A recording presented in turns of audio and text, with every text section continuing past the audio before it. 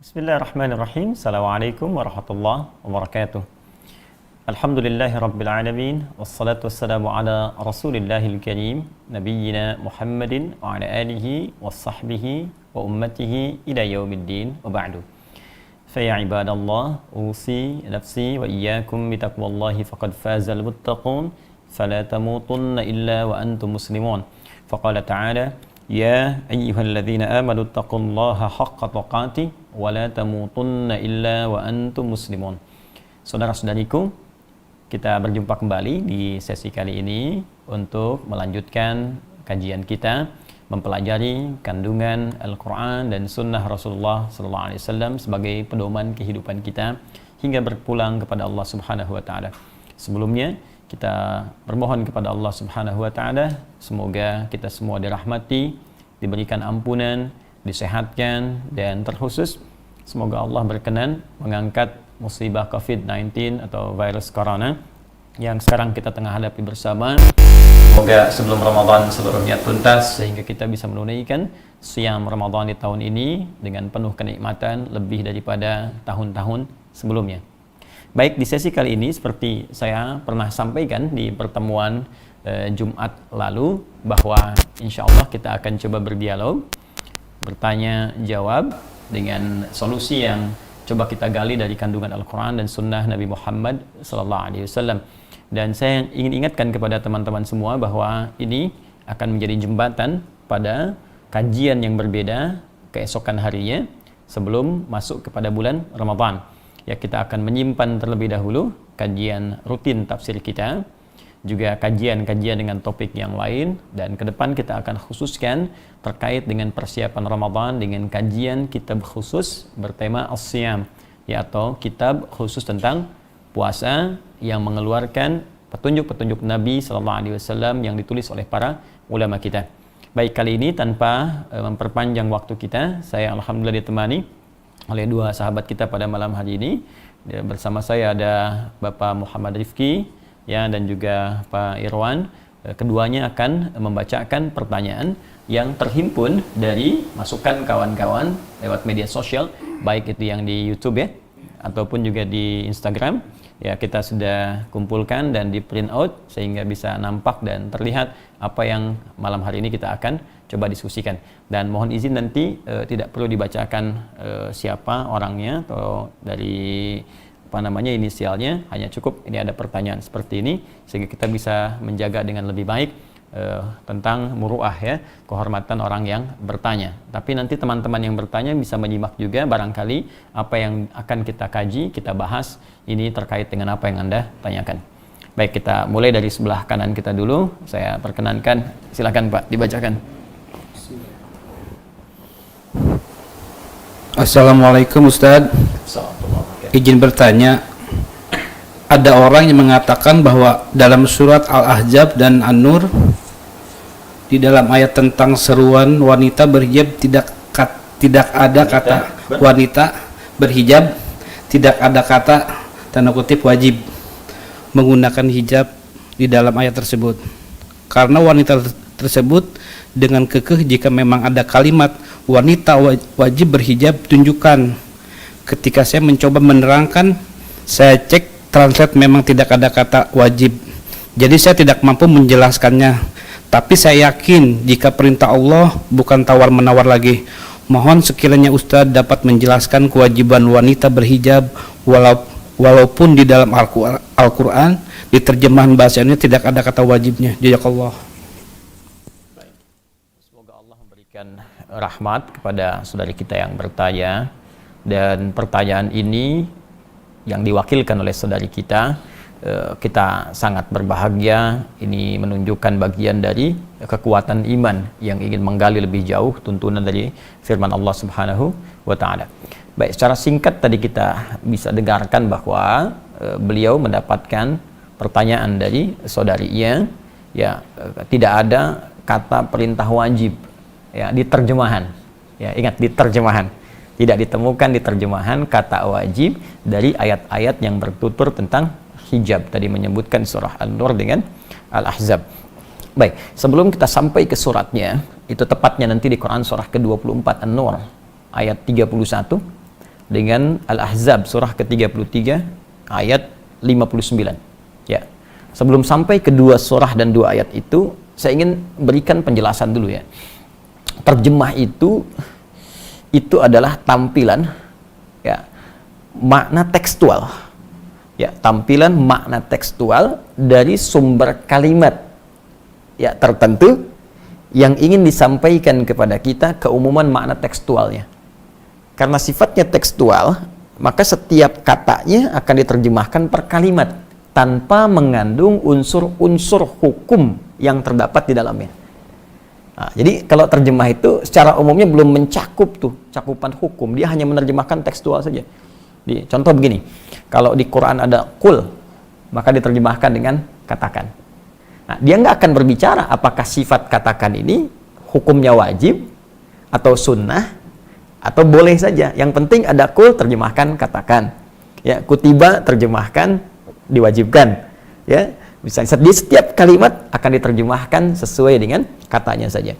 Dan terkadang begini, terkadang bahkan terjemah itu tidak bisa masuk pada makna yang dalam yang membedakan dua kata yang mirip. Ya, padahal konteksnya bisa berbeda. Ya, diterjemahkannya sama. Contoh begini. Apa artinya insan? Manusia. Insan manusia. Apa artinya ins? Ya ma'syaral jinni wal ins. Manusia juga. Apa artinya nas? Qul a'udzu birabbin nas. Manusia juga. Bayangkan, ins manusia, insan manusia, nas manusia. Kalau ketiganya terjemahannya sama-sama manusia, kenapa diungkapkan dengan kata yang berbeda? Ya. Baik, wahyu pertama turun apa? Iqra, artinya apa? Bacalah. Nanti Anda buka Quran surah ke-29 ayat 45. Di situ tulisannya utslu ma uhya ilaika minal kitab. Ketika dibuka terjemahan, maknanya sama, bacalah. Yang satu bacalah, yang satu bacalah. Padahal dua katanya diungkapkan oleh Al-Quran dengan kata yang berbeda. Satu iqra, kedua utslu. Nah, karena itu, poin pertama, kita ingin ambil garis besar dulu bahwa terjemah itu tidak membawa hukum fikih.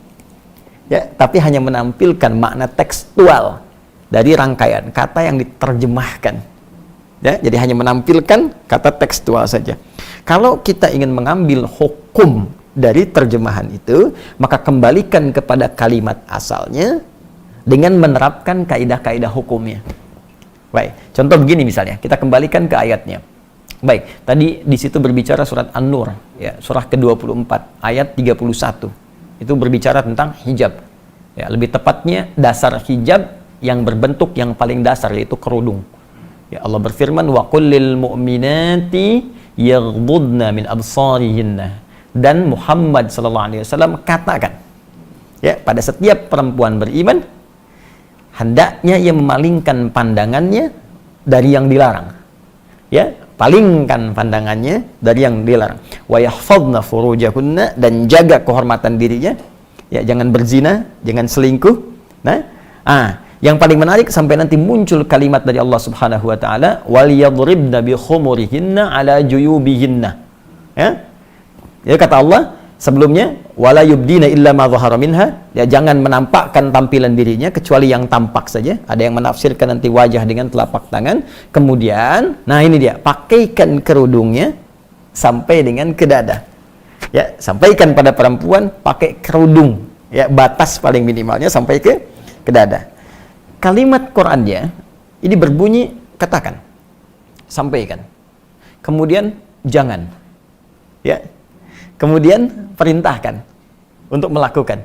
Jadi bahasa Qur'annya itu kalimatnya, qul, katakan. Ya. Kemudian hendaklah. Nah, ini ketika ada satu kalimat dari atas ya kepada yang bawah, tingkat yang tinggi kepada yang rendah, ya, dari Allah Subhanahu wa taala tingkat paling tinggi kepada nabi utusannya, maka dalam bahasa Arab disebut amr sifatnya, perintah. So gini, saya pimpinan di perusahaan nih, ya. Anda karyawan. Saya katakan begini misalnya. Tolong ke bawah. Ya. Baik. Ambil teh di bawah. Baik. Maka sifatnya apa? Perintah kan? Tapi kan saya nggak katakan wajib, tidak kan? Saya katakan perintah, tolong ke bawah, ambil teh. Nah, ini Allah menyampaikan kepada Nabi, katakan pada semua perempuan-perempuan, palingkan wajahnya dari yang dilarang. jaga kehormatan dirinya, jangan berzina, jangan tampakkan bagian tubuhnya kecuali yang biasa nampak saja. Baik, ada yang mengatakan wajah dan telapak tangan, lalu pakai kerudung sampai ke dada. Baik, karena kalimatnya sifatnya perintah, walaupun tidak mengandung kata langsung wajib di situ, maka dikembalikan kepada dasar fikih. Dasar fikih itu produk pembentuk hukum. Ya, jadi kalau Al-Quran sumber hukum, kalau menjadi sebuah ketentuan hukum namanya fikih. Fikih punya dasar, namanya qawaid fikih. Ya, pokoknya disebut usul fikih. Bingung ya? Oke, karena itu nggak mudah. Jadi kalau belum paham kaidah, jangan bicara hukum. Ini biarkan ulama, ya. Sama kayak kita nyari obat kan kita tanya dokter, ya. Terus dibikin ramuan. Jadi jangan semua orang bisa ngasih obat, ya. Semua ada spesialisasinya.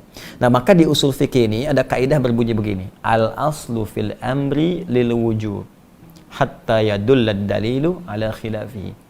Ya, asal makna sebuah perintah itu mengandung hukum wajib. Jadi tidak harus kalimatnya langsung berkata, saya wajibkan. Muhammad katakan pada umatmu, saya wajibkan. Tidak. Jadi setiap ada unsur perintah, ya, maka sifatnya wajib. Setiap ada unsur larangan, jangan. Ya, jangan itu kan perintah untuk meninggalkan, disebut larangan. Perintah mengerjakan, perintah meninggalkan. Perintah meninggalkan disebut nahyun, larangan. Perintah mengerjakan disebut amrun, lakukan. Ya, maka sepanjang ada kalimat dari Allah, kerjakan, lakukan, itu sifatnya perintah. Maka dalam kaidah dasar fikih, dasar hukum Islam, jika ada nada perintah, maka sifatnya wajib. Kecuali ada keterangan lain yang menjadikan kewajiban itu turun tingkat hukumnya menjadi sunnah atau mubah standar. Nah, contoh, poligami. Kenapa ketawa? Kenapa ketawa? Misal, Quran surah keempat An-Nisa tentang poligami ayat 3, ya. Wa in khiftum alla tuqsitu fil yatama fankihu ma taba lakum minan nisa mathna wa thulatha wa ruba'. Ya. Jika engkau khawatir, ya, tidak mampu berlaku adil pada anak-anak yatim ini ketika engkau ingin menikahinya, ya, dalam hal perawatannya, maka perintah sifatnya nikahi, kata Allah. Silakan nikahi. Ya, untuk bisa membantu merawat mereka, kamu boleh nikahi. Bisa 2, 3, atau 4. Ya, 2, 3, atau 4. Kalau dibaca sampai sini saja, jadi perintah. Maka wajib tuh. Artinya kalau yang nggak poligami, dosa. Ya kan? Nah, tapi kita teruskan ayatnya. Fa in khiftum alla ta'dilu fawahidatan. Ya. Tapi kalau Anda malah nanti nggak bisa berlaku adil dengan berpoligami itu, ya, tidak ada memenuhi kualifikasinya, syaratnya tak terpenuhi, bahkan nanti berpeluang menjadikan suasana rumah tangga tidak muncul sakinah, nggak ada mawaddah, nggak ada rahmah, cukup satu aja. Ya. Satu aja samara susah, terus pengen 2 gitu kan. Kata Quran tuh begitu.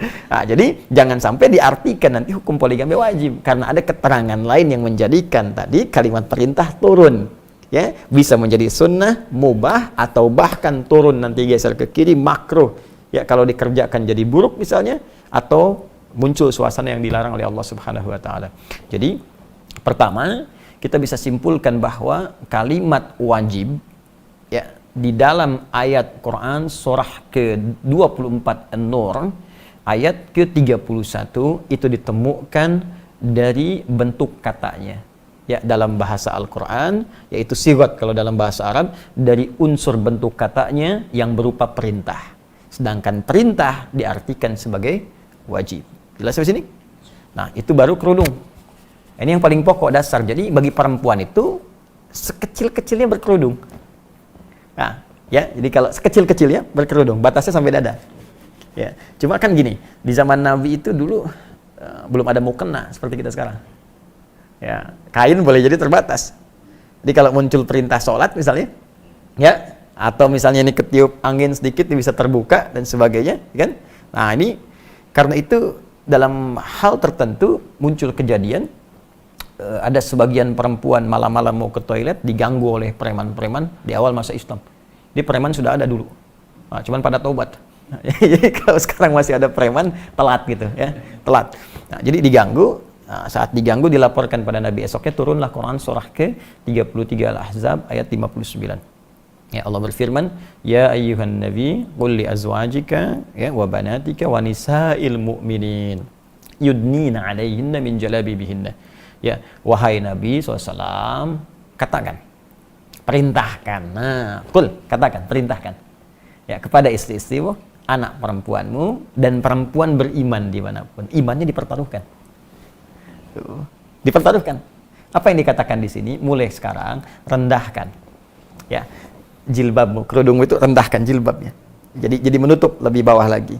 Ya, asa an yu'rafna fala yudzain. Dengan demikian dikenali, nanti kamu nggak diganggu lagi. Jadi ayat ini ingin menegaskan kerudung yang dipakai itu sebagai identitas bagi seorang muslimah. Yang kedua, penanda kekuatan iman, kan? Yang ketiga, kalau sudah mengenakan begitu, maka muslim pria-pria mesti peduli, kalau diganggu mesti dilindungi. Ini sebetulnya jilbab itu Allahu Akbar, sayang Allah. Jadi bukti cinta Allah kepada perempuan beriman itu diturunkan jilbab. Asalnya supaya nggak diganggu gitu. Jadi saking sayangnya Allah pada setiap perempuan beriman, jangan diganggu perempuan beriman. Ya. Dari mana kita tahunya ya Allah dia beriman? Lihat, berjilbab gak? Ini identitas pertamanya. Di sepanjang Anda menemukan yang berjilbab diganggu, bantu mereka. Ya, kesulitan, bantu mereka. Itu asalnya. Jadi ketika diturunkan itu untuk meringankan perempuan, bukan untuk menyulitkan. Ya. Yang kedua, pertanda iman. Ya. Jadi yang ketiga, ini memudahkan dalam syariat. Jadi kalau dilonggarkan itu, longgar, nanti kalau di Arab kan nggak ada mukena tuh. Jadi dia bisa langsung dipakai untuk sholat sekaligus langsung, ya. Nah, seperti ini. Jadi serendah-rendahnya menggunakan kerudung, ya, rendah itu bukan menunjukkan rendah, tidak, karena nanti ada beberapa aktivitas yang memang sulit dikerjakan dengan menggunakan jilbab panjang. Maka paling minimal sedada itu. Ya, paling minimal sedada. Ya, jadi rendahkan dikit gitu kan. Nah, kalau kita ingin santai perpanjang, tapi kan kalau ada yang maaf ya di pasar berjualan sayur macam-macam dan sebagainya, kesulitan misalnya dalam pergerakan yang mobile, maka setidaknya paling rendah dia sedada itu. Nah, ini yang dimaksudkan di dua ayat tadi. Jadi kata wajib tidak tertuliskan di terjemahan karena memang terkandung unsur hukumnya di balik kalimat perintah di dua ayat tadi. Nah, tapi yang ingin saya tekankan di sini, karena itu belajar agama tidak bisa dicukupkan dengan terjemahan saja, itu berbahaya. Ya, karena itu mesti bertanya. Ya, jadi jangan sampai disimpulkan belajar terjemah langsung paham, tidak. Imam Al-Bukhari menulis tafsir hadisnya sahihnya 16 tahun. Ditulis 16 tahun, ya baru bisa disampaikan. Anda baca baru 1 hari atau 16 jam, tiba-tiba langsung jadi mufti misalnya, kan mustahil. Ya, jelas ya? Ya, saya kira jelas ya, pemirsa dimanapun Anda berada. Jadi kesimpulan cepatnya, kata wajib bila pun tak terdapat secara tekstual di terjemahan, bukan berarti hukumnya hilang kewajiban, tapi dilihat dari makna yang terkandung di dalamnya. Jika dia berbentuk perintah, maka menjadi wajib. Jika kewajiban itu diikat dengan syarat-syarat atau kondisi tertentu, maka hukumnya bisa berubah sesuai dengan kadar perintah yang dimaksudkan. Wallahu ta'ala a'lam bissawab. Silahkan, bergantian coba yang selanjutnya, apalagi. Assalamualaikum warahmatullahi wabarakatuh, Ustadz. Izin bertanya. Begini Ustadz, saya umur 16 tahun. Ayah saya orangnya suka mabuk-mabukan dan main judi. Duit hasil main judi itu diberikan kepada ibu saya dan dibelikan kebutuhan makan. Jadi saya sekeluarga mau tidak mau memakan uang itu. Karena dari anggota keluarga saya belum ada yang bisa menghasilkan uang sendiri. Sedangkan jika kita memakan uang itu, hidayah atau rahmat sulit sampai di keluarga. Pernah sekali ibu saya membeli Al-Quran, tapi saya tidak tahu apakah uang yang dipakai dari ayah saya atau tidak. Tetapi Al-Quran tersebut saya baca sampai sekarang. Pertanyaannya, bagaimana jika kami sekeluarga memakan uang tersebut sedangkan kami tidak bisa mencari uang sendiri? Apakah Al-Quran yang saya baca tetap menghasilkan pahala atau tidak? Karena dibeli menggunakan uang hasil judi ayah saya. Terima kasih Ustadz. Baik. Saya ingin bacakan dulu hadis Nabi SAW, dan bagi teman-teman yang mengaji kumpulan hadis dasar ya, ada 42 hadis yang dikumpulkan tentang pokok-pokok agama. oleh Al-Imam An-Nawawi, diberi nama Al-Arba'in, kisaran 40-an ya. Di antara kumpulan itu ada mengutip kalimat Nabi sallallahu alaihi wasallam yang menyebutkan tentang seorang lelaki. Tsumma dzakara rajula. Nabi mengisahkan seorang lelaki yutilus safara, yang menempuh perjalanan panjang. Asy'atha aghbara, sampai ia terkena debu ya. Jadi dulu kan belum ada mobil seperti kita sekarang. Jadi ini menunjukkan dia melakukan perjalanan panjang. Ya, sehingga sudah berdebu gitu wajahnya. Kemudian yamuddu yadayhi ila sama, dia mengangkat tangannya ke langit. Ya, fayaqulu ya Rabb, ya Rabb. Dan dia mulai membuka doanya dengan menyebut al-asmaul husna. Ya Rabb, ya Rabb. 3 perbuatan ini seharusnya cepat mengabulkan doa. Karena memenuhi 3 unsur cepatnya doa dikabulkan. 1, doa yang dipanjatkan dalam perjalanan jauh itu cepat dikabulkan oleh Allah Subhanahu wa taala. Apalagi perjalanan menuju tempat yang baik untuk mengerjakan perbuatan baik. Ya, misal umrah, ya, haji di pesawat, banyak berdoa, banyak tobat. Perjalanan ke majelis ilmu, ya, banyak berdoa, itu cepat dikabulkan. Bahkan khusus untuk majelis ilmu itu langsung ada hadisnya di Ibnu Majah itu, ya, nomor hadis 233, ya, dari sahabat Abu Darda. Ya, Nabi SAW menyampaikan, man salaka tariqan yaltamisu fihi ilma sahalallahu lahu tariqan ilal jannah, ya, wa innal malaikata la tadau ajnihataha ridan li talibil ilmi. Ya, orang yang menempuh perjalanan untuk menuntut pengetahuan walaupun sedikit, itu akan dihitung oleh Allah untuk memudahkan langkahnya ke surga. Dan kalau penuntut ilmu ini mengetahui, sejak dia mulai berangkat, malaikat membentangkan sayapnya, memberikan ridho kepadanya. Di antara makna ridho itu adalah mengaminkan doanya. Ya, bahkan hatal hitan allati fil bihar, sampai ikan-ikan yang di laut itu pun memohonkan ampunan kalau kita mengetahui. Hadis sahih. Ya, jadi ini perjalanan panjang. Yang kedua, hadis tentang mengangkat tangan seperti ini. Ya, jadi semakin kita ingin memohon, mengangkat tangan, jadi menyatukan seperti ini, 2, ya, begini ya. Nanti kalau semakin tinggi lagi seperti istisqa, semakin tinggi. Nah, ini ada hadis mengatakan ketika seorang mengangkat tangan, itu doanya lebih cepat dikabulkan oleh Allah dibandingkan dengan yang diam. Ya, innallaha hayyun karimun. Ya, sungguh Allah itu punya sifat malu yang dalam dan sangat mulia. Dan akan merasa malu jika seorang hamba mengangkat tangannya dengan berdoa lantas tidak mengabulkannya. Ini kalimat ini muncul dari Nabi ketika seorang bertanya begini, ya Rasulullah, kalau saya mengangkat tangan berdoa dikabulkan nggak? Ya, terus kata Nabi begini, bagaimana kalau ada di antaramu meminta kepadamu dengan mengangkat tangannya? Kira-kira bagaimana? Ya, saya minta, Pak, tolong Pak. Kata orang tadi, sahabat tadi, ya saya malu kalau nggak ngasih. Maka kata Nabi, Allah punya sifat maha malu dan lebih mulia. Maka akan sangat merasa lebih malu kalau ada hamba bermohon tapi nggak diberikan. Dengan mengangkat tangan nggak diberikan. 2. 3. Al-asma'ul husna. Orang yang berdoa dengan memulai al-asma'ul husna akan lebih cepat dikabulkan doanya dibandingkan dengan yang tidak menyebutkannya. Bahkan ini perintah. Ya, di Quran surah ke-17 ayat 110. Qulid Allah awid ar-Rahman ayyamma tad'u falahul asmaul husna. Kalau engkau punya permohonan, sebut nama Allah atau sebut namanya Ar-Rahman, atau bahkan pilih di antara nama Allah yang terbaik sesuai dengan kebutuhan kita. Butuh rizki, sebut ya Allah ya Razzaq. Ya, butuh ilmu, mau belajar ya Allah ya Alim. Ya, kita bacakan. Nabi Zakaria membaca bermohon kepada Allah dengan menyebutkan dulu nama al-asmaul husna. Minta keturunan, padahal divonis beliau sudah sepuh, rambut memutih, fisik letih, istri divonis secara klinis mandul dan menopause. Memohon kepada Allah diabadikan di Quran surah ketiga ayat 38. Ya, hunalika da'a Zakaria rabbah qala rabbi. Ya, hunalika da'a Zakaria rabbah qala rabbi habli min ladunka dzurriyyatan thayyibah. Di mihrabnya Nabi Zakaria berdoa kepada Allah mengatakan rabbi habli. Dari kata Al-Wahhab, pemberi tanpa batas. Ya Allah, mereka mengatakan aku punya keterbatasan, mohon engkau yang merawatku, yang tahu kebutuhanku, engkau memberi tanpa batas. Maka tunjukkan kepada mereka dengan sifat yang tak ada batasnya, anugerahkan hamba keturunan. Dikabulkan. Innaka sami'ud du'a. Orang tadi melakukan ketiganya, menempuh jalan jauh, ngangkat tangan, dan menyebut al-asmaul husna. Harusnya 3 kali lebih cepat dikabulkan dari orang biasa. Apa jawab Nabi? Anna yustajabu lidzalik. Doanya mustahil dijawab, kata Nabi. Gak bisa dijawab. Bingung sahabat, kok bisa? Ya, apa jawab Nabi? Famat'amu haram, makanannya haram. Mashrabu haram, minumannya haram.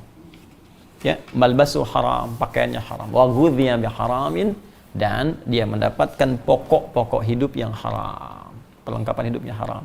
Jadi begini, kalau biasanya kalau kita mau minum ada gelas ya. Nah, ini anggap aja gelas ya. Jadi kita mau minum. Jadi kalau seorang berbuat dosa menggunakan yang haram, ya dari makan haram segala haram, ini gelasnya ketutup nih begini. Ya, kalau ketutup semakin banyak yang haramnya semakin keras tutupnya.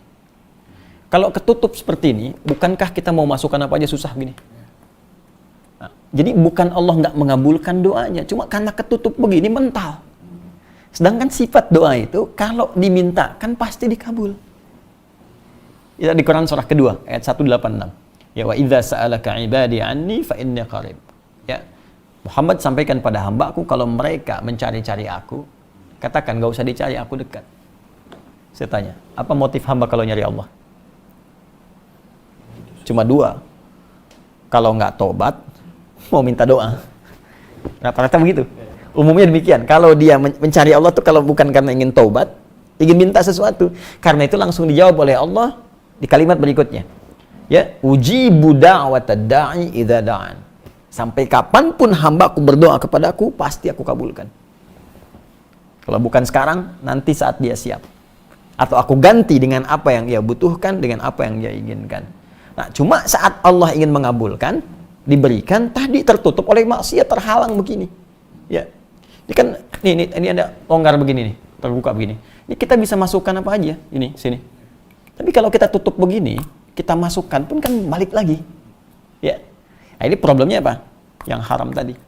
Nah, maka, mohon maaf, doa saja sulit terkabul. Maka bagaimana kemudian itu bisa mendapatkan penilaian baik di sisi Allah Subhanahu wa taala dari sumber-sumber yang haram. Maka muncullah kalimat Nabi sallallahu alaihi wasallam, "Innallaha thayyibun la yaqbalu illa thayyibah." Allah itu maha baik, maha suci, tidak menerima satu amalan kecuali dari yang suci. Karena itu orang korupsi misalnya dipakai nyumbang masjid, nah nggak ada nilainya insya Allah Subhanahu wa taala. Ya. Nah, terkait dengan yang tadi bagaimana statusnya Ustadz? Bapak saya judi, pemabuk. Nah, sebelum kita sampai kepada hukum, kita sampai kepada fikih dakwah dulu.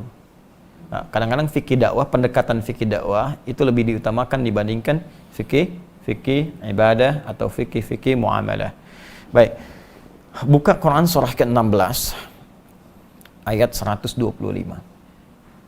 Di situ Allah menyampaikan, "Ud'u ila sabili rabbika bil hikmah wal mau'izatil hasanah wajadilhum billati hiya ahsan."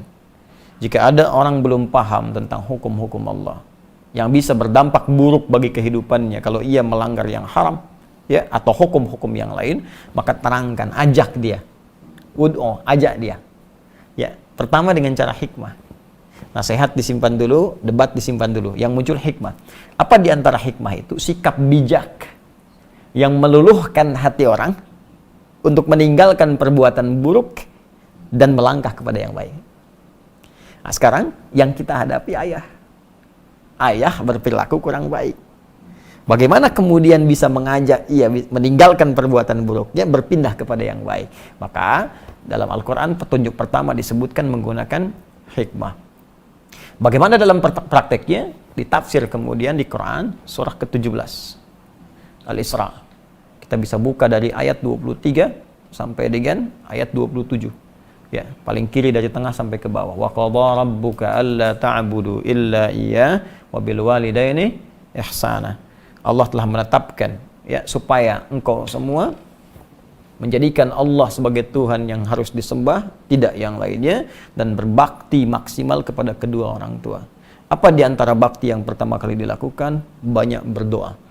Rabbirhamhuma kama rabbayani shaghira. Maka mulai dengan doa dulu. Saya sarankan adik kita ini perbanyak sholat malam dulu. Ya, kalau perlu bangun, ya, di keluarganya, ajak ibunya, ya, ajak kemudian adiknya kalau punya adik. Bangun semua tahajud, minta kepada Allah. Ya Allah, beri petunjuk keluarga kami. Ya Allah, jauhkan dari yang haram. Ya Allah, sayangi ayah, ya Allah. Ya Allah, sayangi ibu. Minta dengan suara yang khusyuk, minta dengan keinginan yang khusyuk. Ya. Kemudian kalau perlu duduk bersama berdoa, baca Quran, mohon ya Allah, minta. Sehingga walaupun nggak disebut langsung ayah itu, dengan pekerjaan itu akan menyentuh kepada kalbunya.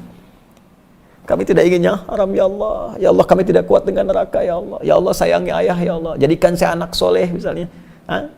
Mintakan itu. Kalau perlu bangun malam dia, sholat misalnya, dekat ayahnya tidur dia sholat. Terus dia minta kepada Allah dengan kalimat-kalimat tadi, ya Allah sayangi ayah saya ya Allah, kuatkan ayah saya untuk mencari nafkah ya Allah, jangan pisahkan kami di akhirat. Ya Allah, aku ingin jadi anak baik, berbakti bagi ayah ya Allah, berbakti bagi ibu. Minta. Itu insya Allah ketika dikerjakan dengan hikmah demikian, akan ada hunjaman pada jiwanya yang paling dalam, dan dengan cepat insya Allah akan meninggalkan perbuatan yang dimaksudkan. Itu fikih dakwah yang dipraktekkan dulu. Ya. Nah, adapun nanti terkait dengan perjalanannya, maka tawakal kepada Allah, pasti akan dapat bimbingan. Allah nanti akan bimbing dengan jalan yang lebih baik untuk keluar dari persoalan yang dimaksudkan.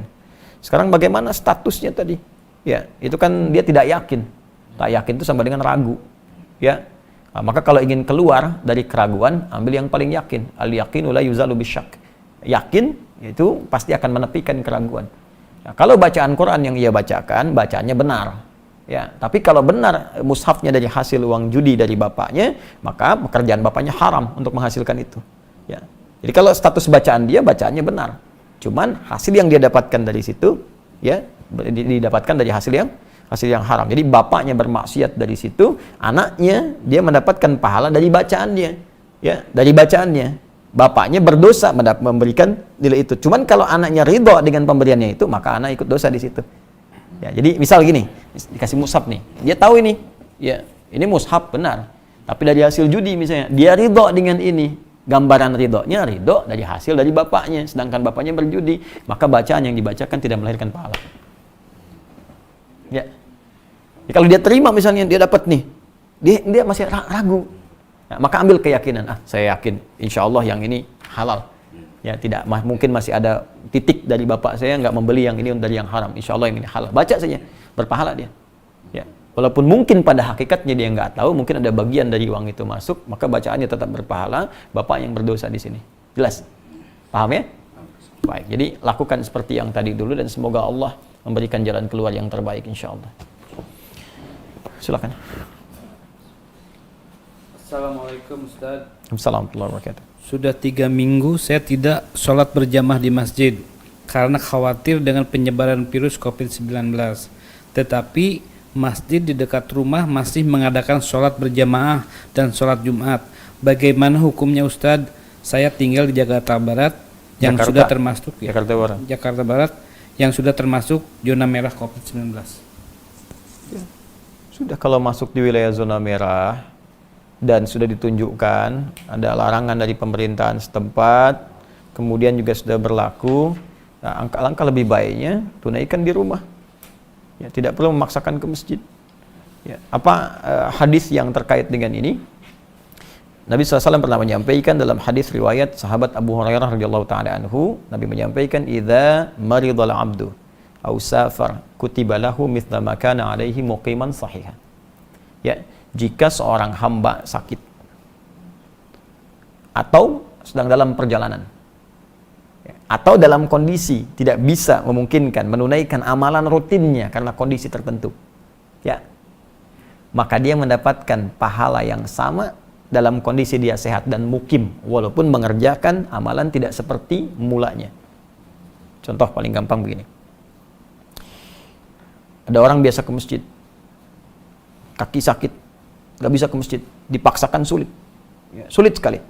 Maka dalam hal dia sholat di rumah, itu pahalanya sama dengan kebiasaan dia sholat di masjid. Dihitung sama.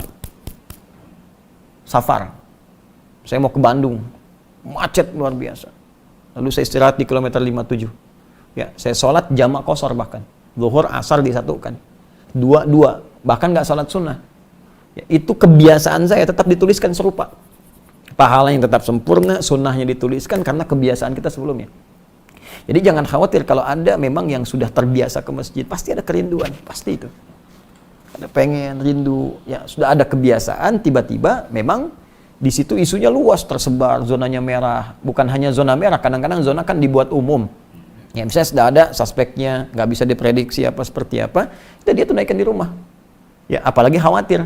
Ya misalnya kalau ke masjid saya khawatir, ya sudah di rumah. Ya. Tapi dalam kondisi ini pun tetap di masjid itu ada yang bertugas untuk adzan, ya, dan yang standar di situ untuk memakmurkan masjidnya. Jadi jangan sampai ada kalimat nutup masjid, aneh itu. Apalagi minta fatwa, nggak usah puasa misalnya Ramadan, nah itu kurang sehat itu, ya kebanyakan TikTok.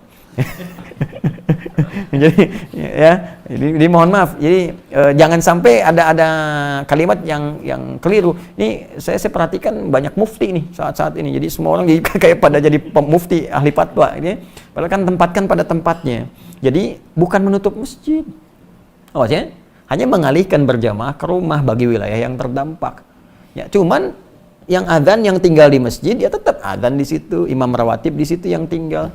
Ya, yang lain di rumah. Kecuali kalau wilayah-wilayah yang zona hijau, yang nggak banyak terdampak, atau misalnya di komplek yang sudah terisolasi, komunikasinya bagus, orang luar nggak boleh masuk, yang di situ saja misalnya yang menunaikan. Prinsipnya berjamaah itu sederhana sih. Orang sakit itu pasti nggak ke masjid. Gitu. Jelas ya? Jadi saya kira sangat jelas. Anda khawatir, Anda tidak perlu ke masjid, tetap tunaikan di rumah. Ya, dan jangan memaksakan kalau nanti tersebar di wilayah itu jadi berbahaya, kecuali dalam kondisi-kondisi yang tadi zona hijau, apalagi misalnya di pedalaman, ya jangankan corona aja ya, misalnya yang lain aja nggak kenal misalnya kan, nggak ketemu, masa mau nutup masjid, kan aneh juga gitu ya. Jadi dilihat daerah-daerahnya dan disesuaikan dengan kondisi di lingkungan kita. Semoga Allah segera mengangkat musibah ini dan kita bisa belajar hikmah yang paling besar dari situ. Ya, sebetulnya begini, kita harus banyak merenung ya. Kenapa Allah sampai mengeluarkan kita dari rumahnya? Antum biasa main ke rumah saya. Saya bilang jangan datang. Lama gitu. Ya. Kira-kira perasaan antum gimana? Hah? Bukan karena kangen, Anda pasti akan bertanya, saya salah apa? Ya. Kamu gak usah ke rumah saya dulu deh. Ya kan? Pasti Anda akan bertanya saya salah apa. Sekarang Allah lewat fenomena ini meminta kita keluar dari rumahnya. Sebagian tempat, banyak tempat. Jadi orang yang imannya sadar pasti akan bertanya, ya Allah saya salah apa gitu? Apa yang saya perbuat selama ini? Atau apa yang salah di lingkungan saya? Karena kadang kita nggak salah tapi ada perbuatan lain yang dikerjakan oleh satu orang yang lain berdampak. Ya. Ada yang demikian sifatnya. Orang mabuk berkendaraan, yang mabuk dia, cuman kendaraan nyasar sana sini, yang ketabrak orang banyak. Ya, makanya mabuk dilarang, minuman keras dilarang karena bisa membahayakan orang lain. Ada perbuatan buruk saat dikerjakan orang yang baik bisa terdampak. Zina, makan makanan haram. Memang ente yang zina, ya, tapi perbuatan Anda itu bisa berdampak kepada banyak orang. Jangan katakan emansipasi ini. Sampai bangga, sampai menyampaikan di media, saya punya anak hasil ini begini, begitu. Anda yang melakukan, tapi hasil Anda itu berdampak buruk bagi yang lain. Makanya saya pikir ini waktu yang pantas untuk bertobat untuk kita semua. Ya, malam bangun lah. Minimal satu-satu di antara kita itu bertobat, minta sama Allah, minta ampun, ya Allah ampuni saya. Ya, jangan berpikir tentang kiamat yang besar gitu. Kiamat kecil saja belum tentu kita siap. Kiamat kecil itu kematian. Itu kiamat kita. Dan belum tentu semua orang siap menghadapi itu. Karena itu, ini Allah sudah sangat sayang kepada kita mengingatkan. Ada yang salah, cepat perbaiki. Ya, tata kembali, pelajari apa yang salah selama ini. Ini kan dengan musibah itu kadang tampak segala hal yang bisa diperbaiki. Genteng bocor. Begitu kita lihat bocor di atas, kan ketahuan apa yang salah nih selama ini. Cek lagi, ya. Sama, ini pasti kita akan temukan kekurangan-kekurangan. Iman kita minimal bagaimana, kerinduan ke masjid, kerinduan untuk ibadah. Ya, saya kira itu. Wallahu ta'ala a'lam bishawab. Ya, silakan. Assalamualaikum warahmatullahi wabarakatuh, Ustaz. Ya, semoga Ustaz dalam perlindungan Allah dan sehat selalu. Semoga Allah muliakan Anda. Saya mau tanya Ustaz, apa amalan terbaik di bulan Ramadan dan apa saja tanda-tanda puasa yang diterima oleh Allah Subhanahu wa taala? Dan satu lagi Ustadz, mohon promosikan channelku agar baik.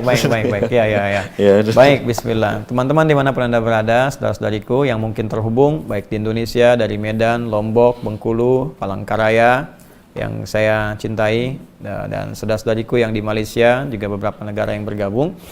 Ada pertanyaan, apa amalan terbaik Rasulullah SAW di bulan Ramadan? Dan ciri-ciri puasa seseorang diterima oleh Allah Subhanahu wa taala. Hadis riwayat Ibnu Abbas radhiyallahu taala anhuma, dari Nabi sallallahu alaihi wasallam, bersumber dari Nabi sallallahu alaihi wasallam ketika diamati oleh Ibnu Abbas, disampaikan kana Nabi sallallahu alaihi wasallam ajwadan nas wa ajwadu ma yakunu fi Ramadan. Adalah Nabi sallallahu alaihi wasallam itu orang paling baik, dermawan, dan bertambah kedermawanannya saat tiba Ramadan. Ya, kalau jud itu umumnya ke harta. Ya. Yang kedua, beliau menambah bacaan Qur'annya. Ya. Khina yalqahu Jibril fi kulli lailatin min Ramadan. Khususnya ketika Jibril datang setiap malam Ramadan, itu bertadarus dengan Nabi sallallahu alaihi wasallam. Ya, dua. Jadi satu hadis ini menunjukkan dua amalan. Satu sedekah, yang kedua bacaan Al-Qur'an. Tiga, hadis riwayat Muslim dari Ibnu Umar radhiyallahu taala anhuma, nomor hadis 749. Kalau beda kitabnya, dicek rawinya, riwayatnya. Nabi menerangkan salatul laili mathna mathna wa idza khasya ahadakumul fajra falyutir rak'atan wahidah. Bangun malam itu salat malam, tunaikan 2 rakaat sampai tak ada batas. Jika khawatir fajar tiba, maka tunaikan 1 rakaat witir. Cepat tutup. Terkait dengan Ramadan, ada hadis khusus, ya, yang langsung diriwayatkan statusnya sahih. Statusnya sahih.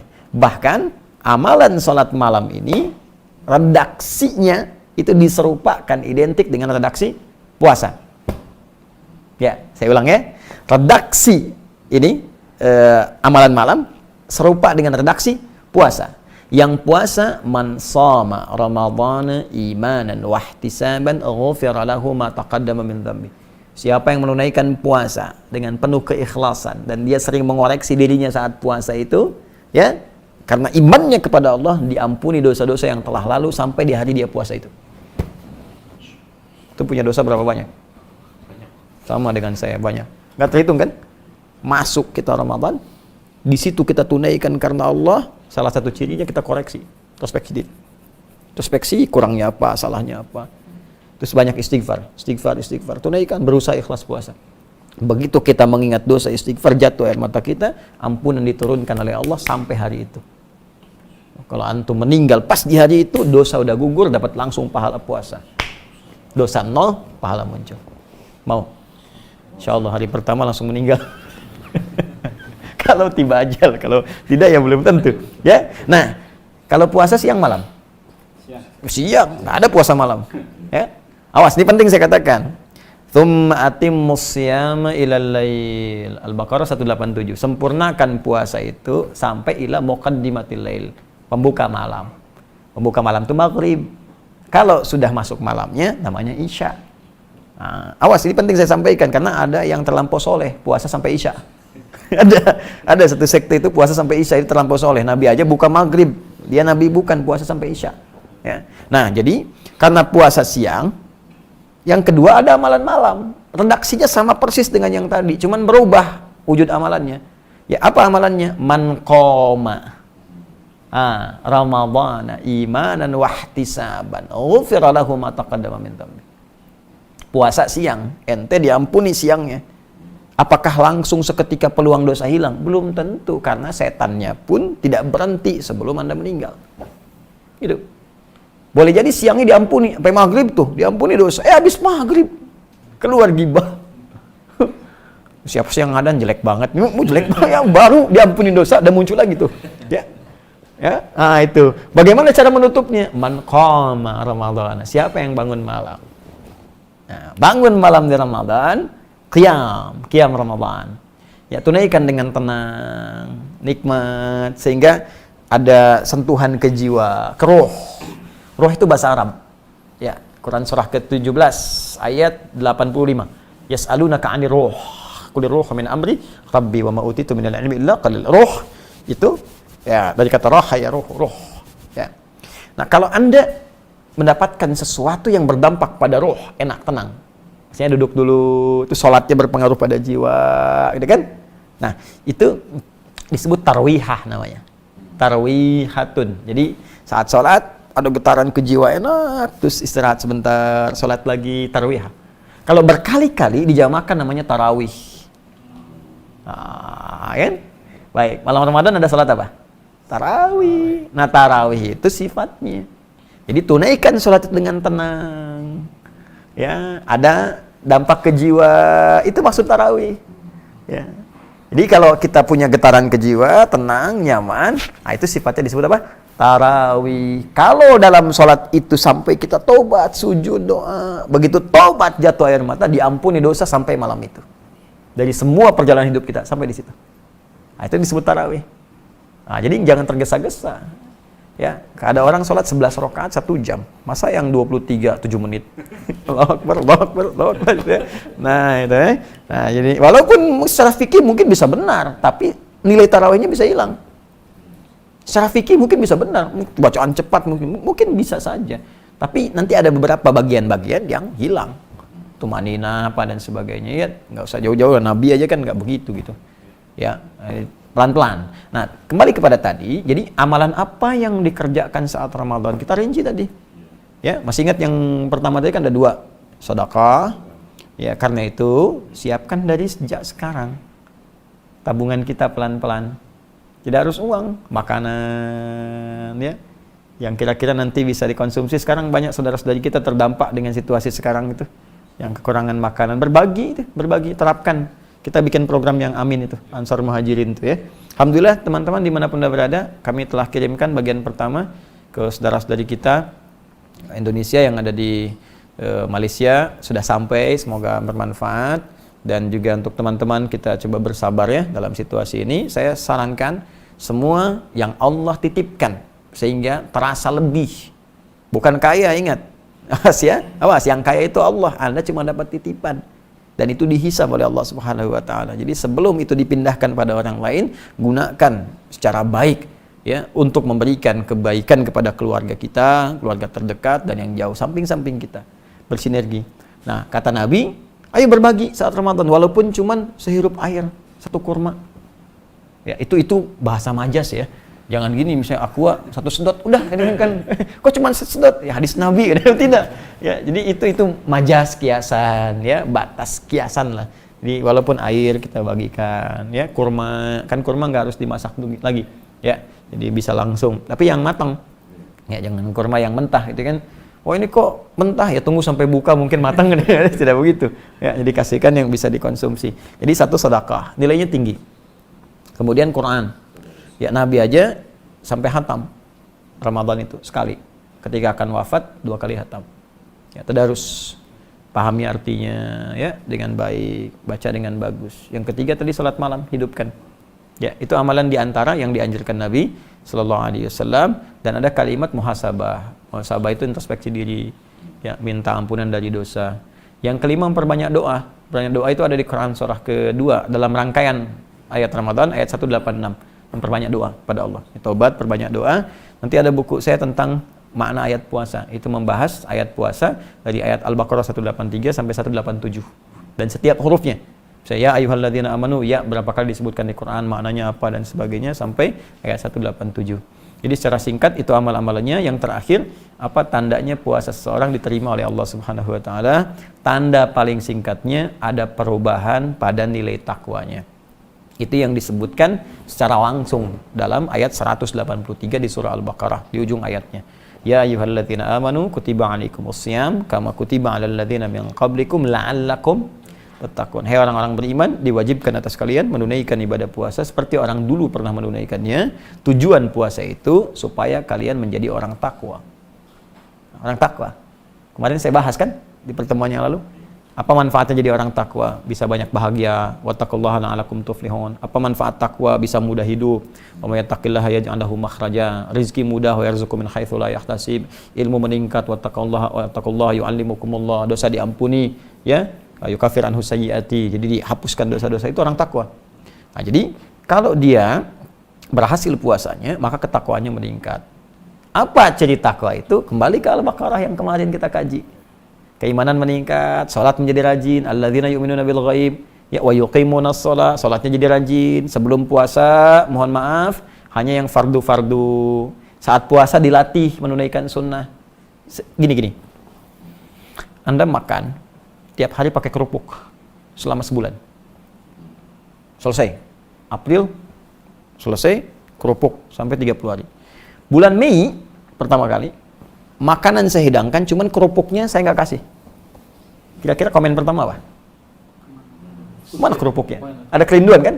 Sekarang selama 30 hari Anda mengamalkan ini. Malam sholat malam 30 hari terus baca Quran. Jadi menurut saya aneh kalau selesai Ramadan nggak ada yang rindu dengan amalan itu. Pasti akan ketahuan. Makanya puasa itu luar biasa. Dahsyat puasa itu. Puasa itu sangat dianjurkan oleh para ulama melihat pada asarnya, dampaknya. Di puasa itu satu-satunya amalan yang bisa menggabungkan amalan-amalan lain sekaligus mencegah orang berbuat dosa saat puasa. Ya, coba saat tidak puasa ada orang minta belum tentu diberi, padahal depan mata. Saat puasa jangankan di depan mata, yang tak kelihatan di data berapa fakirnya di sini, berapa miskinnya, pengen sedekah fitrah. Saat tidak puasa jangankan sholat sunnah, sholat fardu tertinggal masih biasa bagi sementara orang. Saat puasa, jangankan sholat fardu, tertinggal sunnah, gelisah. Betapa banyak ibu-ibu, mak-mak dulu dan sekarang, rebutan saf pertama untuk tarawih. Sampai nyimpan sejadah. Ya, mengkapling tempat dengan sejadah untuk tarawih. Bukan isanya. Ya, punten abi di dianya itu untuk tarawih itu. Ya. Apa hukum tarawih? Sunnah kan? Tuh. Tapi berdampak nggak setelah itu? Ya. Dan puasa itu bisa mencegah orang maksiat. Orang korupsi bisa libur dulu puasa. Pencuri nggak nyuri dulu. Ya, pembohong nggak bohong dulu. Karena ada dorongan dalam jiwanya, takut batal minimal puasanya. Setelah puasa, hilanglah kebiasaan buruknya itu. Makanya saya sering katakan, pemarah pun saat puasa, itu bisa nggak marah. Antum pemarah misalnya, marah. Buka jam 6. 6 kurang seperempat. Ada yang provokasi, dasar begini. Diam aja antum. Istri nanya, Pak, tumben gak marah? Habis maghrib tar. Nah itu ya. Nah, jadi ciri-ciri puasa itu bertambah ketakwaan dengan ukuran amal saleh. Karena takwa tidak disebutkan dalam Al-Quran kecuali bersanding dengan amal saleh. Ya, puasa ujungnya takwa. Haji dibuka dengan takwa. Al-hajju asyhurun ma'lumat faman farada fihinna al-hajja fala rafatha wala fusuqa wala jidala fil hajj wa ma taf'alu min khairin ya'lamuhu Allah wa tazawwadu fa inna khairaz zadi taqwa. Al-Baqarah 197. Salat takwa, haji takwa, umrah takwa, puasa takwa. Jadi orang takwa itu cirinya melekat pada amal salehnya. Ya. Allah taala adam bissawab. Masih ada? Masih ada. Masya Allah. Tadi mana ini? Tadi ini atau itu? Ini. Oh sana. Ayo sana. Tadi ini kayaknya. Pertama kan An-Nur, jilbab. Ini kan, kemudian yang mabuk tadi, kesini puasa. Nah, berarti ini lagi. Ya. Assalamualaikum Ustaz. Assalamualaikum. Pak Ustaz, kalau saya punya hutang riba, lalu saya mau melunasi dengan riba juga yang bunganya lebih kecil, apakah boleh? Ya, sama-sama riba. Ya. Kecil sedikit, kecil banyak, sedikit banyak, sama-sama ribanya. Gitu kan? Kemudian ya sama mabuk, sedikit banyak ya sama-sama mabuknya. Ya, tapi kita lihat akhafud dararain. Jadi yang paling ringan ya kondisinya. Ayat tentang riba itu ada di Al-Baqarah ayat 275. Sampai turunannya terus ke bawah sampai ayat 281-nya. Turun. Itu sangat ketat sekali. Kalau Anda berniat serius, pasti akan lepas. Niatkan dulu yang benar. Lalu pelajari. Belajar dulu. Apa yang dipelajari? Belajar fikih rizki dalam Quran. Saya sering katakan begini, kalau orang paham tentang fikih rizki, ketentuan rizki dalam Al-Quran dan hadis, hidup dia pasti akan tenang, tidak akan diperbudak oleh harta. Contoh begini, Allah berfirman di Quran surah ke-51 ayat 22, wa fis samai rizqukum wa ma tu'adun, dan di langit itu rizkimu telah ditetapkan dan aku janjikan pasti akan diberikan kepadamu. Ya. Lalu Allah perintahkan di Al-Baqarah ayat 168, ya ayyuhan nasu kulu mimma fil ardi halalan thayyibah. Hei orang-orang beriman, silahkan berpetualang di bumi, kerjakan sesuai kemampuanmu apa saja untuk bisa cari makan. Tapi prinsipnya kerjakan yang halal, ambil yang baik. Jadi dua ayat tadi kalau dipadukan, kata Allah, rizkimu pasti aku berikan, gak akan aku kurangi. Jadi sampai meninggal itu rezeki kita sudah diatur dan gak akan tertukar. Rezeki saya dengan Pak Duni, ya, dengan Pak Irwan, itu masing-masing punya bagiannya, gak akan tertukar. Kalau sudah ditetapkan punya saya, gak akan tertukar pada Anda. Ya, gak akan tertukar, pasti diberikan. Dan porsinya gak mungkin kurang, pas itu sesuai dengan rezeki itu yang membuat kita bisa dekat dengan Allah, bisa punya bekal ibadah. Jadi sebetulnya nggak ada istilah kaya atau miskin, ya, istilahnya itu rezeki yang sesuai untuk kita sebagai bekal kita untuk pulang. Ini yang paling pas buat kita untuk ibadah. Sebab kalau terlalu banyak bisa sombong, dosa, sedikit bisa kufur misalnya. Jadi dicukupkan oleh bagi kita. Kita mesti paham itu. Karena itu dulu sahabat Nabi itu ditampilkan oleh Nabi untuk memilih passionnya. Ya, mau aktif di mana untuk ke surga. Jadi pola hidup itu begini. Pola hidup itu visinya akhiratnya turunkan dulu. Yang jauhnya. Itu sebetulnya visi hidup ya. Sekarang begini. Anak-anak kita kan selalu ditanya, cita-cita mau jadi apa? Ada yang mau jadi apa? Jadi arsitek, jadi pilot, ya, jadi ulama, jadi ahli Quran dan sebagainya. Dari situ kan orang tua lalu menurunkan pendidikan dia. Anak saya pengen jadi dokter. Berarti nanti sekolah SD begini, SMP begini, SMA begini, kan? Kemudian masuk fakultas kedokteran, kampusnya ini. Saya pengen beda dengan yang lain, dia dokter penghafal Quran. Sambil dia kuliah, belajar, kita titipkan ustadz mendampinginya. Jelaskan ayat-ayat kedokteran dalam Al-Quran.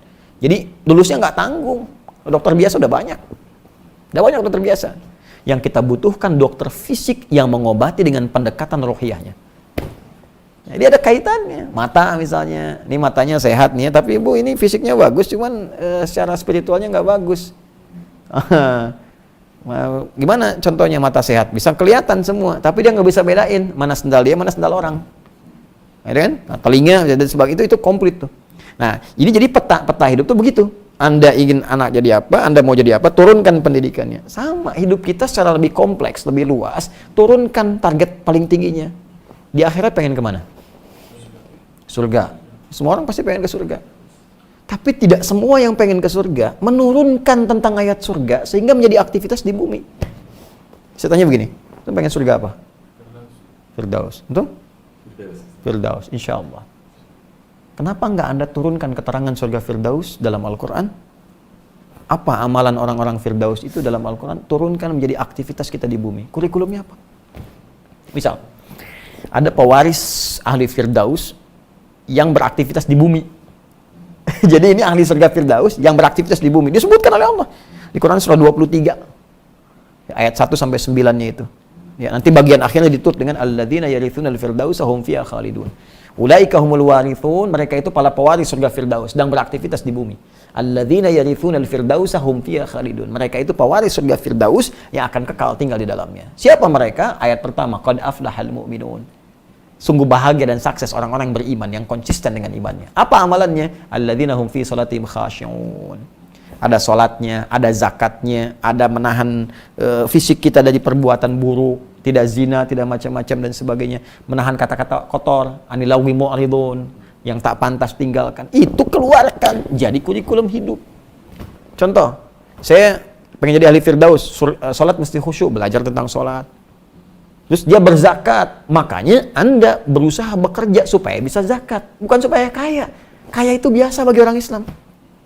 Ini motivasi kaya itu untuk meraih surga. Itu yang disebutkan di Quran surah ke-28, ya, ayat 77. Wabtaghi fima ataqallahu daral akhirah Wala tansa nasibaka minad dunya. Kalau engkau dapat titipan harta, gunakan harta itu untuk meraih surgamu. Itu. Tapi kamu jangan lupakan bagian duniamu. Maksudnya ya silahkan. Punya rumah punya juga, punya mobil punya juga. Tapi gunakan perangkat itu untuk kepentingan ibadah kita. Ini cari surga dengan hartanya. Kalau yang kaya banyak. Kaya itu gampang, asal mau kerja keras, pendidikan bagus, kreativitas muncul, bisa kaya. Tapi apakah kekayaan itu bermanfaat untuk akhirat kita atau tidak? Itu poinnya.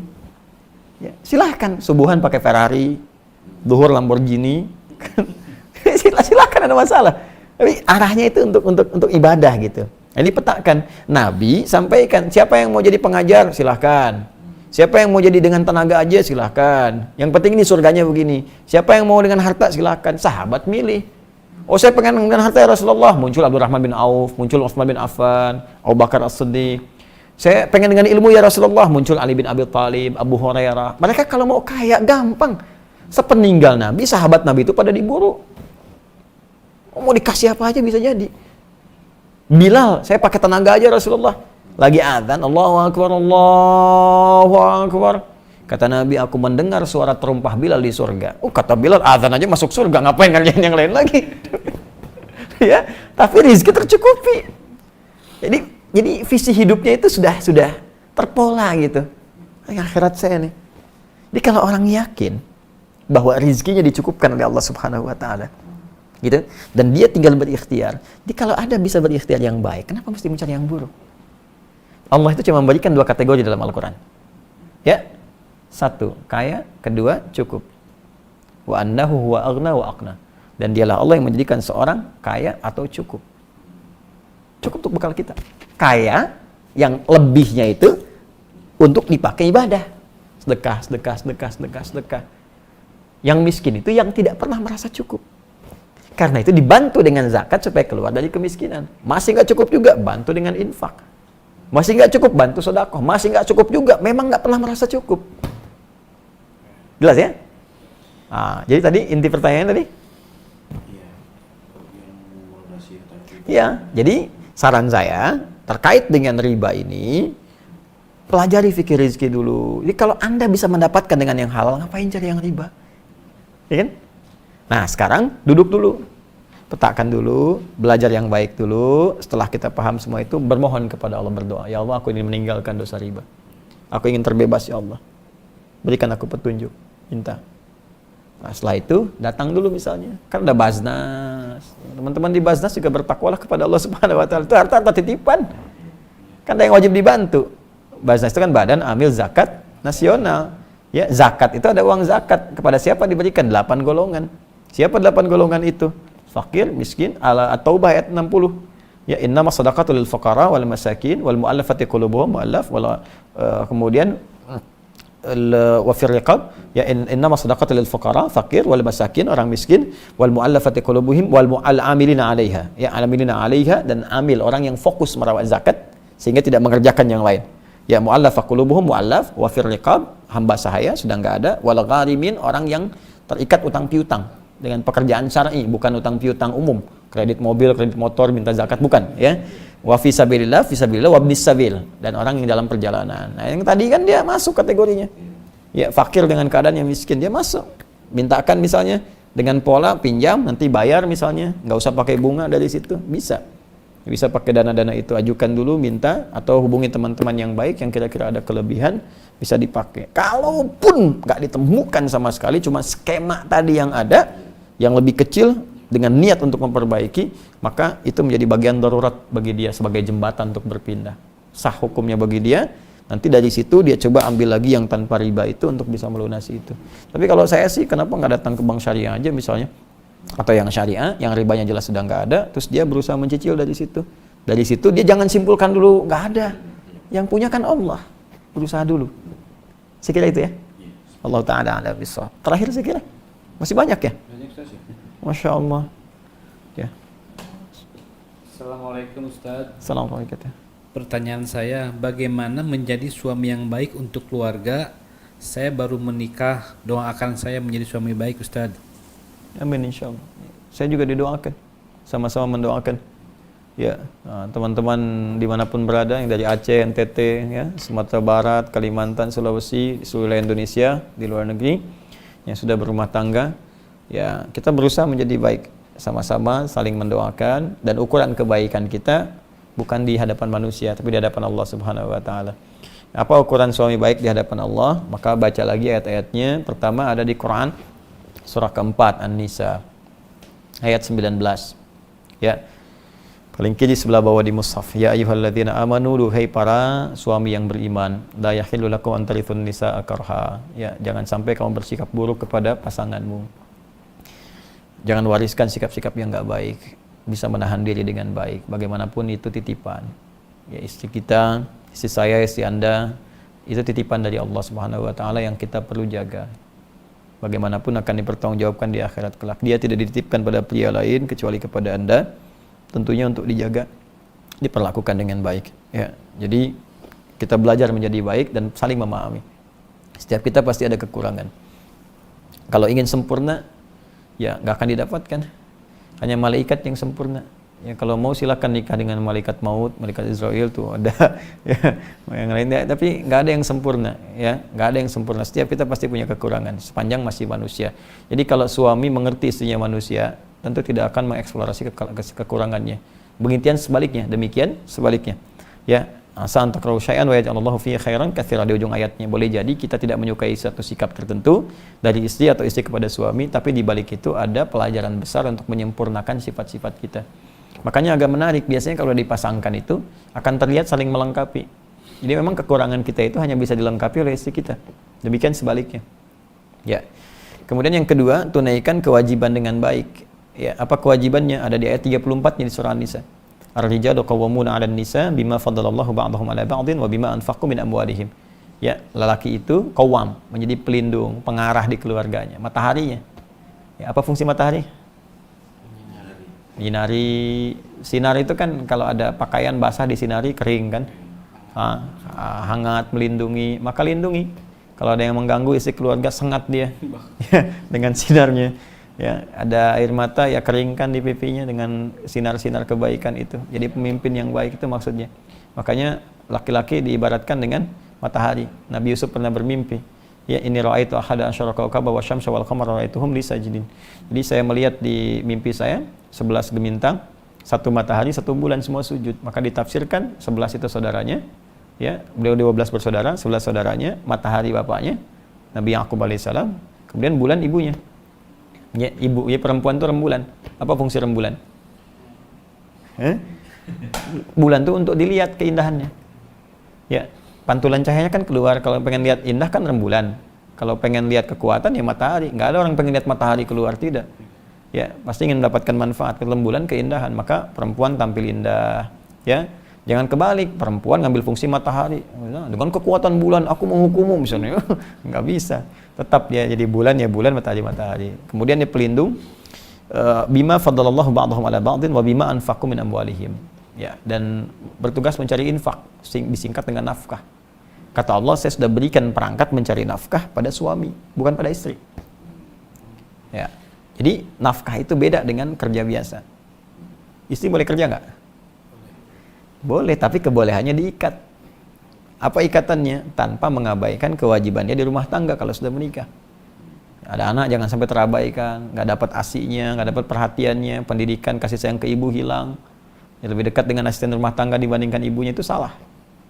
Ya salah. Bagaimanapun Anda mencari rezeki itu di luar, untuk di dalam kan? Sekarang yang di dalam menjauh dari Anda. Jadi apa manfaatnya Anda mencari di luar? Para ayah juga begitu. Ya. Nah, jadi poinnya nafkah itu. Jadi kalau nafkah, begini, di rumah ada berapa orang? 2. Antum sama istri, anak nggak dihitung? Bertiga. Baik. Antum istri anak kan? Baik. Antum nyari nafkah nih. Maka dari yang antum hasilkan itu akan dibuat oleh Allah cukup untuk 3 orang. Berapapun jumlahnya. Makanya luar biasa. Begitu antum pulang, walaupun dapat 50.000, antum berikan 50.000 ke istri, cukup bertiga. Itulah indahnya nafkah. Tapi kalau orang yang bukan petugas nafkah, mencari nafkah, istri mencari misalnya kan, maka hasil itu akan dicukupkan hanya untuk dirinya saja dan tidak akan merebak ya kesempurnaan rezekinya kepada yang lainnya. Makanya kalau perempuan mencari akan terasa selalu kurang. Atau materi cukup tapi ada bagiannya akan hilang.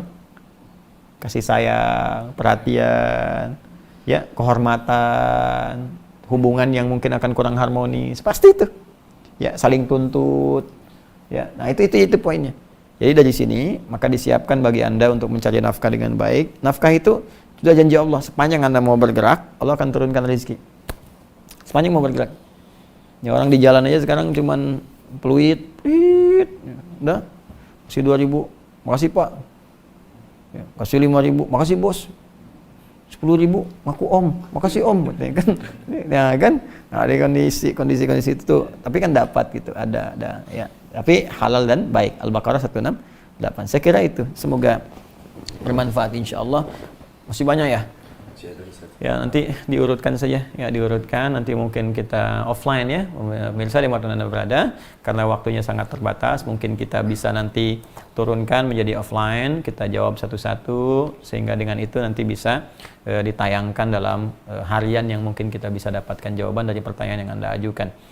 Saya izin menyampaikan informasi terlebih dahulu bahwa apa yang saya jawab tadi, jika berkesesuaian dengan isi Al-Quran dan Sunnah Rasulullah SAW, petunjuk para ulama kita, silahkan diamalkan karena sesungguhnya itu petunjuk dari Allah yang Allah titipkan untuk disampaikan. Tapi kalau ada yang keliru, tidak tepat, ya dengan jawaban-jawaban dari Al-Quran, atau Sunnah, dari pendapat ulama mu'tabar, yang thiqah, yang benar secara keilmuan, maka tinggalkan apa yang saya sampaikan, tinggalkan pendapat saya, ambil pendapat ulama lain yang lebih baik. Dan hindari perselisihan, hindari hal-hal yang tidak baik yang bisa memecah belah kita atau menimbulkan dosa di hadapan Allah Subhanahu wa taala. Itu satu. Yang kedua, ada juga masih saya cek di beberapa staf pertanyaan tentang metode untuk menghafal dan mendapatkan buku At-Taisir. Ini saya sampaikan, ini sudah ada teman-teman di store. Ya, jadi jangan khawatir, stoknya sudah kita siapkan. Anda tinggal ikuti saja panduan-panduannya. Jadi nanti khususnya yang sekolah UAH, teman-teman ada yang bertanya kapan dibuka lagi. Insya Allah nanti sabarnya ditunggu untuk yang online. Nanti insya Allah coba kita siapkan. Saya akan penuhi dulu janji pada yang 2.500 sebelumnya yang telah mendaftar dan telah bertemu di sesi kuliah perdana dengan kami. Anda lengkapi dulu saja ini untuk bukunya, nanti saya berikan panduannya. Kemudian mulai besok dan seterusnya sebelum Ramadan, saya akan mengajarkan khusus tentang persiapan puasa, ya. Jadi materinya khusus tentang Kitabus Shiyam, fikih tentang puasa, supaya saat masuk Ramadan nanti kita tinggal beramal, tidak mempertanyakan lagi pertanyaan-pertanyaan sehingga sibuk dengan pertanyaan dan berkurang amalan-amalan kita. Kemudian untuk selanjutnya teman-teman, apa yang terhimpun di Amin, ya, di program kita yang Ansor Muhajirin, Anda masuk ke web amin.quantumakhyar.com. Di situ ada beberapa program-program. Insya Allah sepekan ini sebelum Ramadan kita kumpulkan lagi dan kita akan coba salurkan kembali dan pada orang-orang yang mendapatkan prioritas, ya, dan mudah-mudahan bermanfaat. Dan khusus bagi teman-teman yang berdinas, ya, nakes, ya, tenaga kesehatan di rumah sakit, puskesmas, sekali lagi kalau ada hal yang bisa disinergikan, hal yang bisa saya atau kami supportkan, silahkan disampaikan. Ya, terutama yang APD, insya Allah saya nanti akan sepenuh maksimal menyiapkan. Jadi begitu Anda masuk, ini Alhamdulillah 17 kemarin sudah diterima semua, rumah sakit, puskesmas, Anda silahkan sampaikan, staf saya nanti merangkum keseluruhannya. Setelah semua direkap seluruhnya, hari Senin nanti begitu waktu kerja, ya, kita nanti akan langsung kirimkan sesuai stok yang kita miliki, mudah-mudahan nanti bermanfaat insya Allah. Saya kira itu, semoga Allah muliakan kita semua, semoga Allah menyayangi kita, memaafkan kita, mengampuni kita, dan semoga Allah mengangkat segera virus yang sekarang kita tengah hadapi bersama. Tentunya itu dibantu dengan taubat kita kepada Allah, kesungguhan kita untuk beribadah, dan sadari betul bahwa kita pasti akan berpulang kepada Allah Subhanahu wa taala. Allahumma taqabbal minna innaka antas samiul alim wa tub alaina innaka antat tawwabur rahim.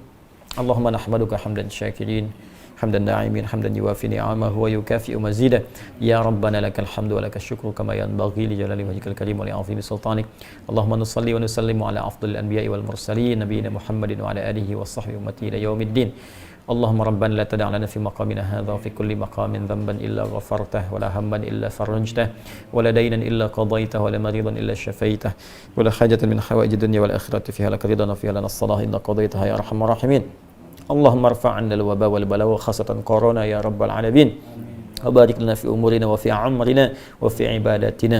اللهم علمنا ما جهلنا. اللهم وافقنا بما تعلمنا ولنعمل ما تعلمنا به. اللهم اجعلنا من أهل القرآن واجعل القرآن صحيبا لنا في الدنيا وشفيعا لنا في الآخرة يا رب العالمين. ربنا آتنا في الدنيا حسنة وفي الآخرة حسنة وقنا عذاب النار. بفضلك سبحان ربك رب العزة عما يصفون وسلام على المرسلين وآخر دعوانا سبحانك اللهم وبحمدك أشهد أن لا إله إلا أنت نستغفرك ونتوب إليك والحمد لله رب العالمين. Terima kasih kami ucapkan, semoga bermanfaat. Salam untuk semua. Adi Hidayat, Assalamualaikum warahmatullahi wabarakatuh. Ya, terima kasih banyak ya. Nanti di